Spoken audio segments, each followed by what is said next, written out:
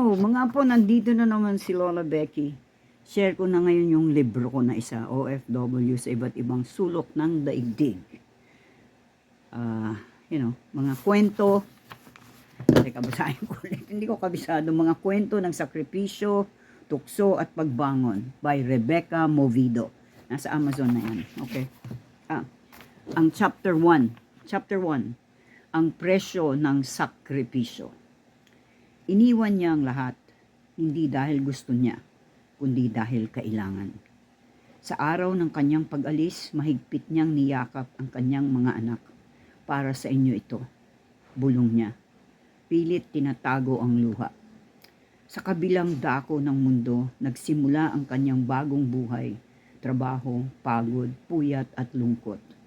Bawat dolyar na kinikita niya, agad niyang pinadadala sa Pilipinas para sa pagkain, para sa pag-aaral, para sa kinabukasan.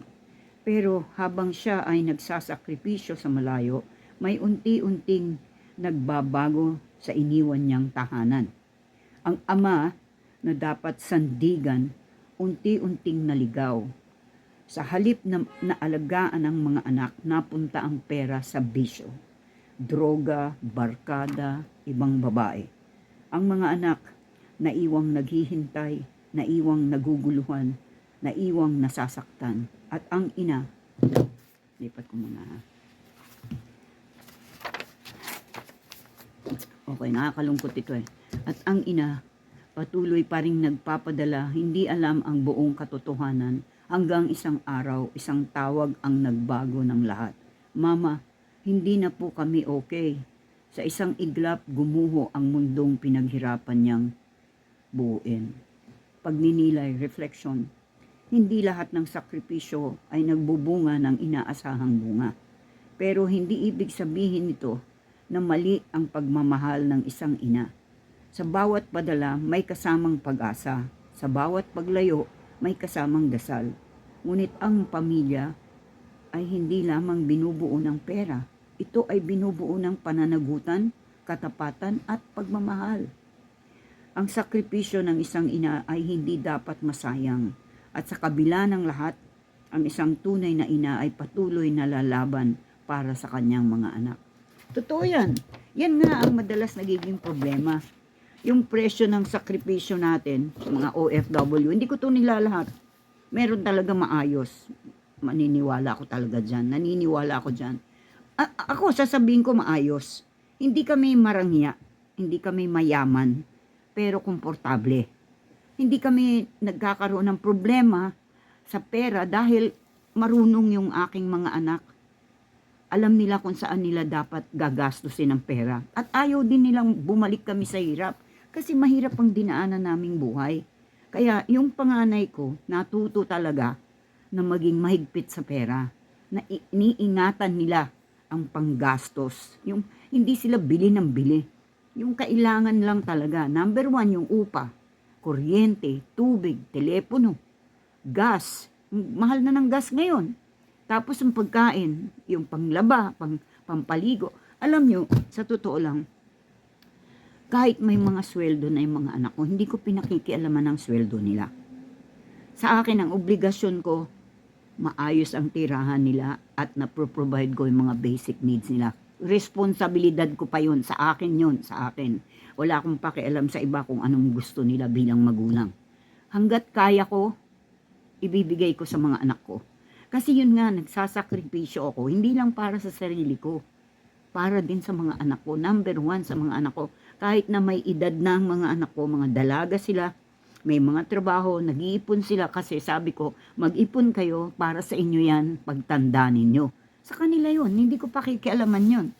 Pagka meron na talaga silang naipon na naka-retire na sila, na may pension na din sila, hindi na ako magbibigay sa kanila. Alam na nila yun. Pero, ang pinakamaganda dito, maayos yung pagplaplano. Yung katulad niyan, ang mahirap kasi yung ibang OFW, hindi ko nilalahat ha, may mga asawa, may mga anak, na madalas babae ang umaalis. Pag umalis na si babae at maganda ang nakitang trabaho doon, tapos may pera, sustento, palagi, na sana yung lalaki na tumatanggap ng maraming pera, para panggastos sa bahay yun dapat. Pero anong ginawa? Nangaliwa, nagdroga, uminom, nagpakalasing. Sus Maria Joseph. Nasaan na ngayon ang pinaghirapan ng asawa mo? Doon nasasayang ang blessing na dapat iniingatan natin ang pagpapala ng Diyos. Binibigyan tayo ng Panginoon ng pagkakataong makaahon. Pero anong ginawa? Kumaliwa, pinabayaan ng mga anak. Hindi nagbabayad ng upa kasi nagbibisyo na. Nagdrodroga, nag-iinom ng bababae.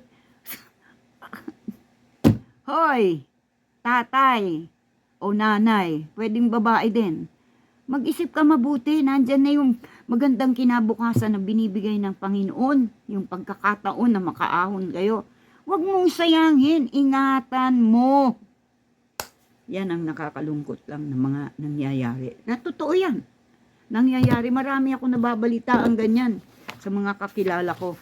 Yung mga iba na talagang hanggat maaari ayaw niya iwan ng mga anak niya pero walang choice kasi yung asawa niya hindi makakuha ng maayos na trabaho. Kulang ang sweldo sa construction o kung ano man yun, maliit ang sweldo.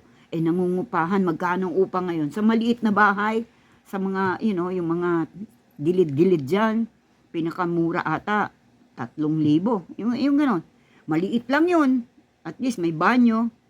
Tapos pwede na sama-sama na doon. Okay lang. Pero nagkaroon ka ng pagkakataon na magkaroon ka ng biyaya, na bless ka ng Panginoon, ay unahin mo muna yung tirahan para makaayos yung mga anak mo. Lalo na kung may mga anak kang babae, iingatan natin yung mga anak nating babae. Ako, yun ang reason ko eh.